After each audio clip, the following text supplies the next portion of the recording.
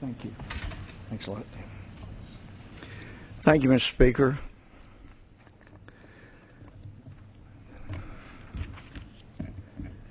These are the best of times, and in some ways the worst of times. Our freedoms are under assault, and some people in places of leadership do not appreciate the threat to our freedoms, and therefore are naively assisting those who would take them away.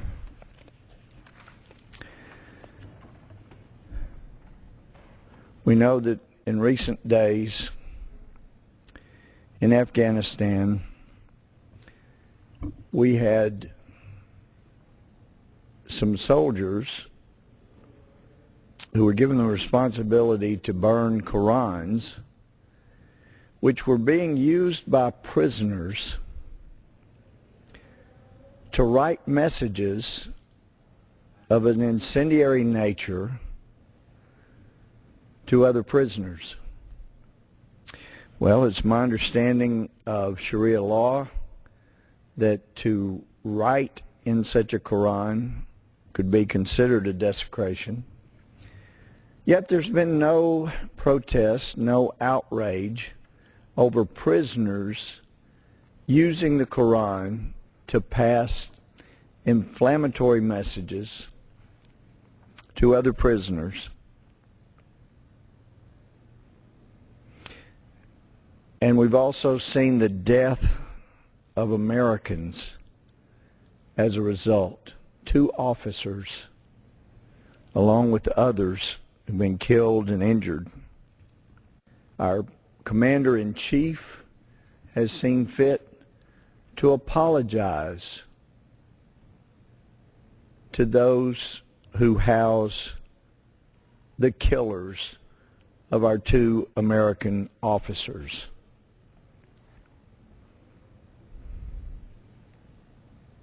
When I think about the feelings of the family members of the 2 American officers who were serving, to have a commander not do as Lincoln and so many commanders-in-chief have done in the past, wherein they sent those troubling letters to grieving families to thank them for their service and to truly grieve with the families. No, in this case, the Commander-in-Chief sent messages instead to the home of the killers, or the killer. Now we're led to believe by some internationally that, it just overwhelmed the killer of the 2 officers. But then we hear that he may have taken a silencer with him to work. Well, where I come from, courts that I've been in to prosecute, my court as a judge, my region as a Chief Justice,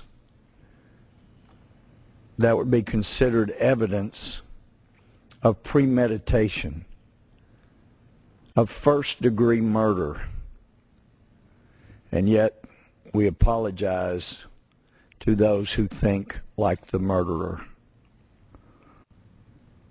I haven't heard a demand for an apology from Afghanistan and from the leaders of Afghanistan who would not be in office but for the lives and sacrifice of American soldiers. They wouldn't be there but for American soldiers. Yeah, thank you.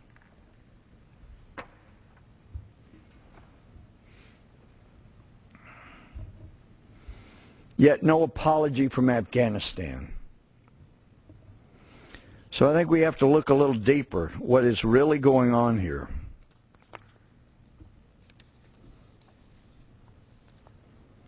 We know that in the United States, it's been deemed to be just fine to stick a cross that symbolizes the death and sacrifice of Jesus Christ in a beaker of urine. Now, some of us believe that anybody that would do such a thing without repenting before they leave this life will have a special price to pay by the judge of all judges, by that same Creator which gave us our inalienable rights. But not only was that done, it was funded by the United States government NEA funds. We've been told repeatedly that there is nothing unconstitutional about burning an American flag.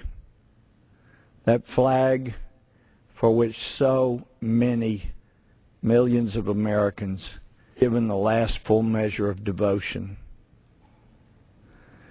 We're told that it doesn't violate our Constitution to burn American Bibles, that that's just fine under our Constitution. Yet we even have great Americans who have risked their life for this country, who see the death and loss of lives, say, you know what, maybe we ought to have a law that says you can't burn a Koran or you can't shoot at a Koran. Some may recall that in May 22nd of 2008, there was a U.S. soldier that shot at a Koran, and that sparked unrest, and there were 2 civilians and a Lithuanian that were killed as a result of that. Some people may remember last year when a pastor in Florida burned a Koran, sparked rioting. 11 were killed, including 7 UN workers. What's really going on here?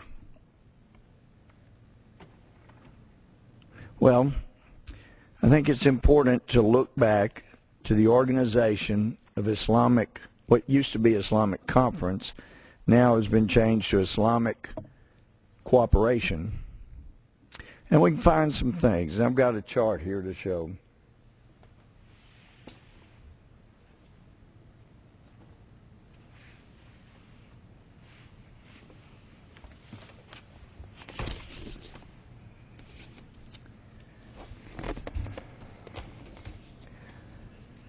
This is from the 3rd Extraordinary Session of the Islamic and call upon all states to enact laws to counter it, including deterrent punishments.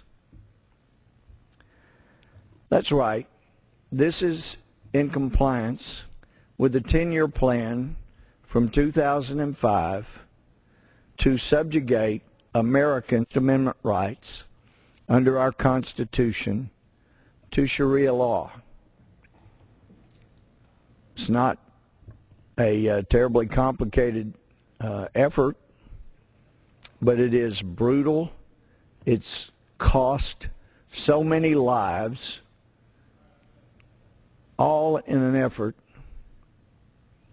to not only show disdain for actions of Westerners regarding the Quran, but also to push to get the UN and all states, such as the United States, to adopt laws to punish any what Sharia would consider inappropriate use or abuse of a Quran. I happen to think, as a Christian, it's terribly inappropriate to abuse a Quran, and would encourage people not to do so. I would likewise say that it is a terrible thing to abuse a Bible and to abuse a flag. It shouldn't be done. But as a service member, prosecutor, judge, Chief Justice, I took an oath to support and defend the Constitution of the United States, and that means all rights under our Constitution. So just so people don't forget,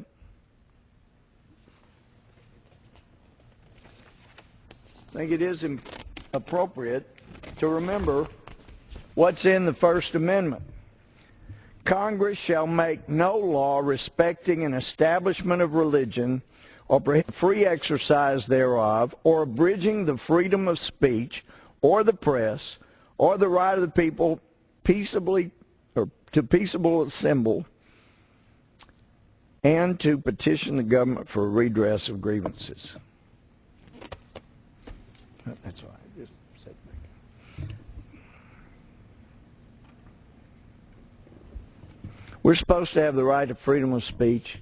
The Supreme Court has said that means you can burn a flag, you can burn a Bible, you can burn a Koran.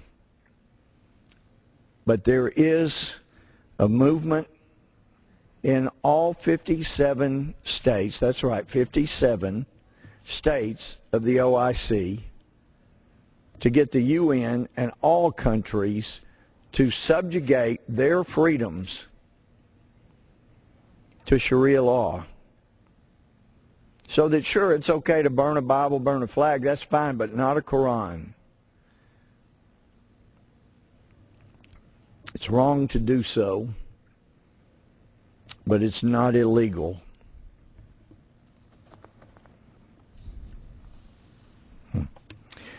We're told, as of today, that the Taliban says the airport blast in Afghanistan was revenge for Quran burnings. This article today points out that 40 people have been killed in protests and related attacks since the incident became known this past Tuesday, including 4 U.S. soldiers.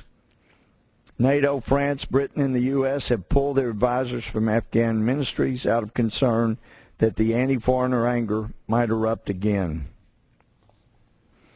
After all we've done. But it's not over.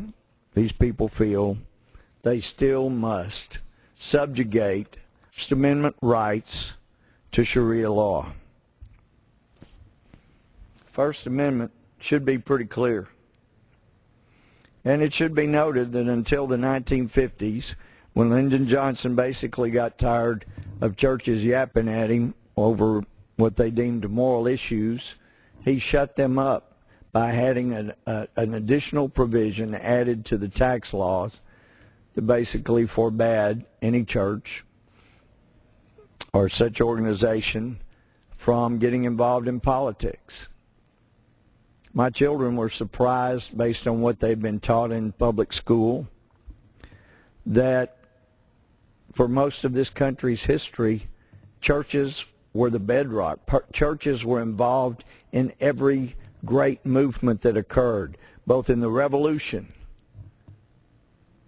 in the civil rights movement that resulted in the abolition of slavery, the civil rights movement of the 1950s and 60s. Lest we forget, Martin Luther King Jr. was an ordained Christian minister. He knew and espoused the true way, truth, and light. Well, the Cairo Declaration on Human Rights in Islam was established in 1990. And so when we hear about the calls for human rights under Sharia law, it is important to understand what that means.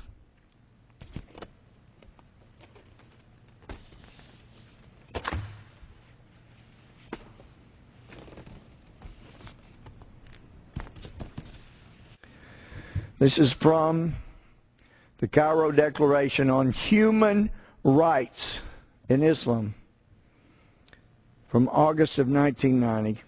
Article 24 says all the rights and freedoms stipulated in this declaration are subject to the Islamic Sharia. Article 25, the Islamic Sharia is the only source of reference for the explanation or clarification of any of the articles of this declaration. That's what we're talking about. When the term human rights are utilized, it's important for people to understand that under this Declaration of Human Rights that is still being forwarded today and thrust at us, it's important to note that those are considered human rights only under the definition of Sharia. So when we're told about the OIC believing and pushing human rights, that means no one has the right to desecrate a Koran in any way, although they can burn Bibles and American flags all day long. It means no one has the freedom of speech to draw a cartoon about Muhammad, because if they do, they have the human right to be executed. If someone is a Muslim and they pronounce that Jesus Christ has become their Lord, then they have the human right to be executed.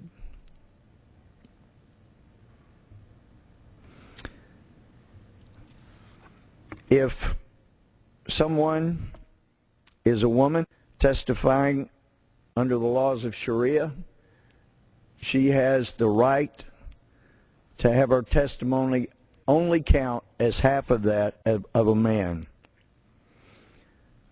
Under these terms, if a woman inherits from a male, she has the human right to receive just one half of the inheritance that a man would.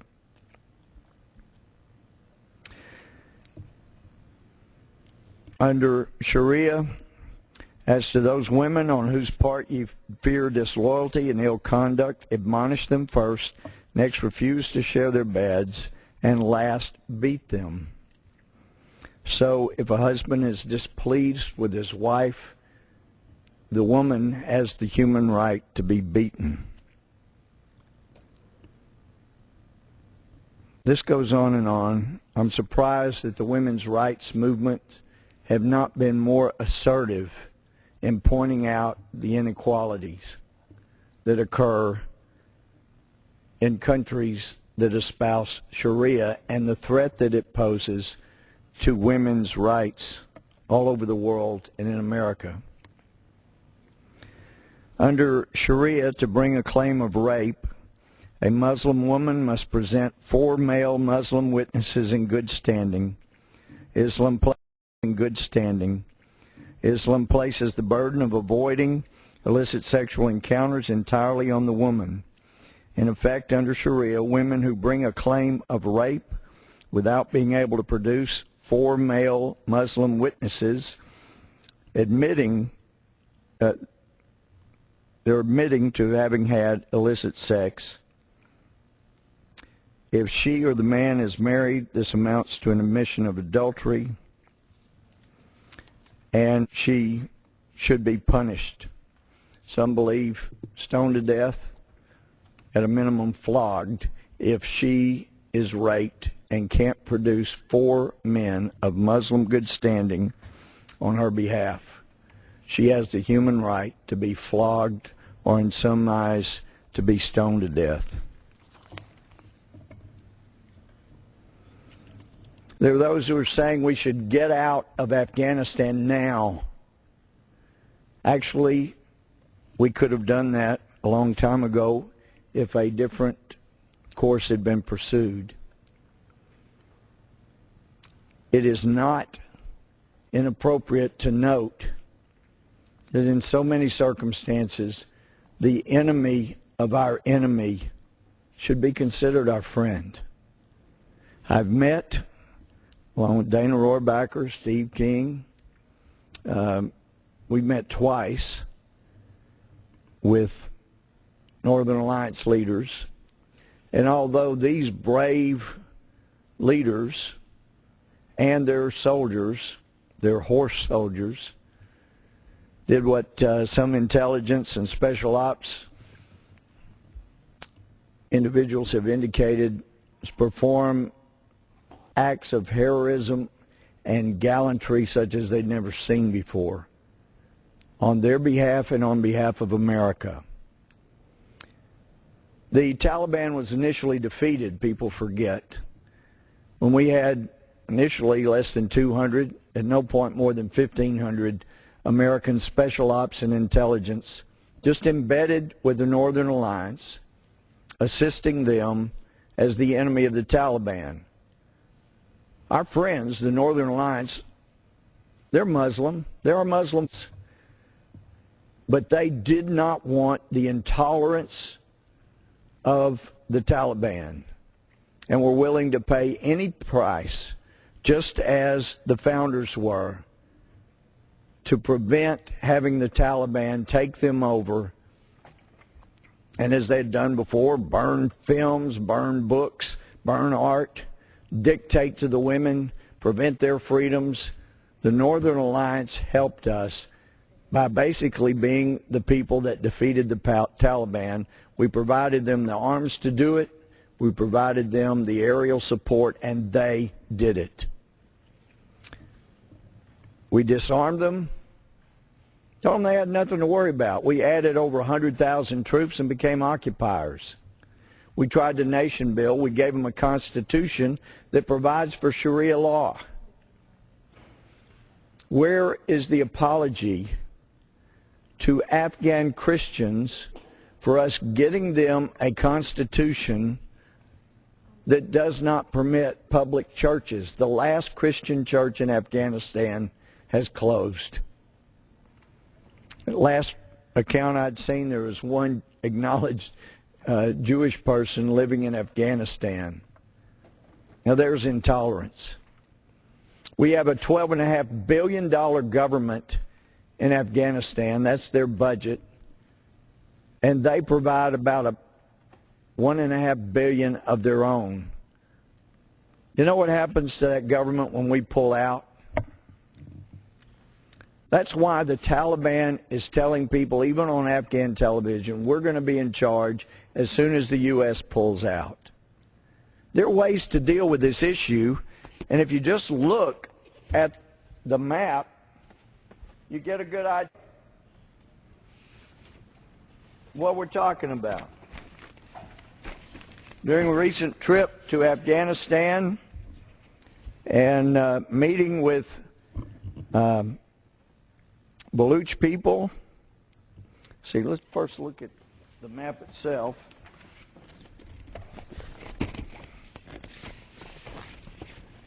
Afghanistan, Pakistan, Iran, India.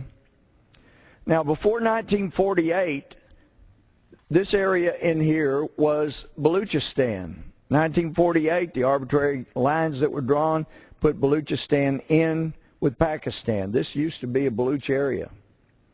And as a recent Pakistan Daily News editorial pointed out, most of Pakistan's natural resources come from this area.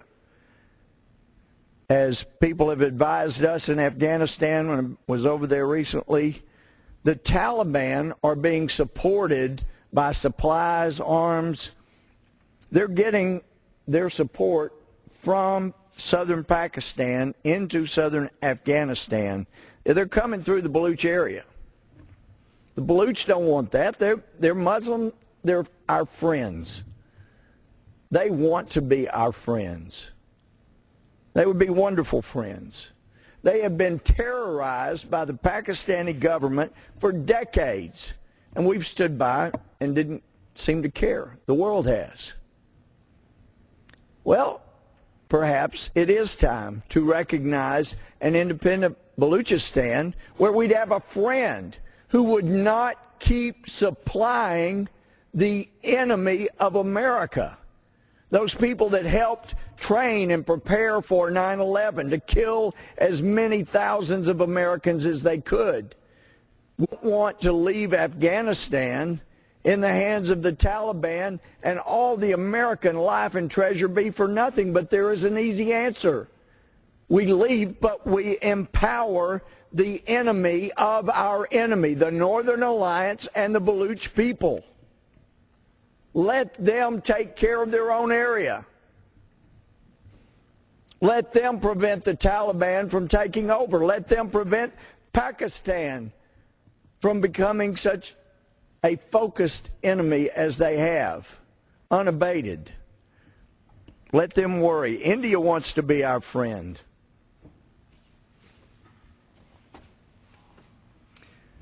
If we look at the area of Pakistan, well, this shows the different major ethnic groups.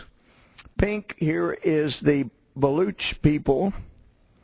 Green is the Pashtun. And, of course, only a tiny percentage of the Pashtun people make up the Taliban. But virtually all of the Taliban is made up of Pashtun. And they do come over here into Pakistan. And then we have brown as the Punjabi, and the yellow is the Sindhi. Northern Alliance is up here. You've got a number of different groups up there, including Uzbeks. But these are people who do not want the Taliban to ever take over. They're the enemy of our enemy, and that's where we can do some real good. It's time to stop the support of those who would be with you. It's a New Testament.